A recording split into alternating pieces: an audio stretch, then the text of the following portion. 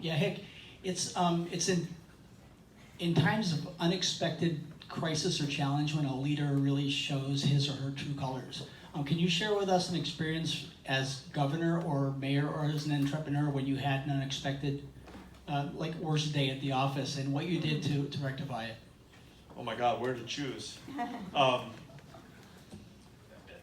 And I think,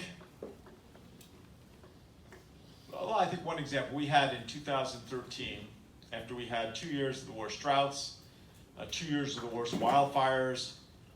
I mean, my first 4 years, I went to 34 funerals, right? That was when we had the shootings in the movie theater. I mean, it was just, it seemed like, it was almost like, you know, being in the Bible, where, you know, I was waiting for the grasshoppers to descend and the pestilence. The flood came in September of 2013 and basically washed out all the infrastructure in a whole number of the canyons going up into the mountains all the way from Fort Collins down to almost to Denver.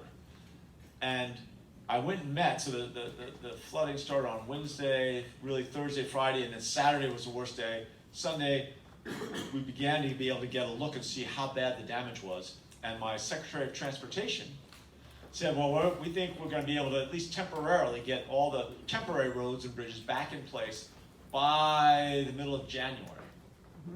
And I said, middle of January, with snow, if you don't get it back before winter comes in, I'm sure it'll be spring. And you can't have people separate from their homes and their businesses for such a long period. And we negotiated. I said, let's make the commitment that we're going to do it by Thanksgiving. And they said that's impossible. So we negotiated, and they agreed to a compromise of December 1st. I gave him 4 days. Well, I'm the governor. And I told Don, who was the Secretary of Transportation, I said, if it doesn't work, I'll take the blame. In other words, we'll set this goal for your team and your staff, and we're going to move heaven and earth to get everyone back in their homes before December 1st. And it's amazing. So that was a 9-week period. We had one woman who had worked, I think it was 30 years for the Department of Transportation, and she worked between 80 and 90 hours a week for all those weeks. Right? Can you imagine when you're working 90 hours a week, you basically wake up in the morning, you have breakfast, you have a bowl of cereal, take your coffee in the car, and you go to work. And you work all day, you eat a little bite at dinner, and then you keep working for a couple hours, and you get home at 9 o'clock, go to bed, and then you get up and do it again 7 days a week for nine weeks.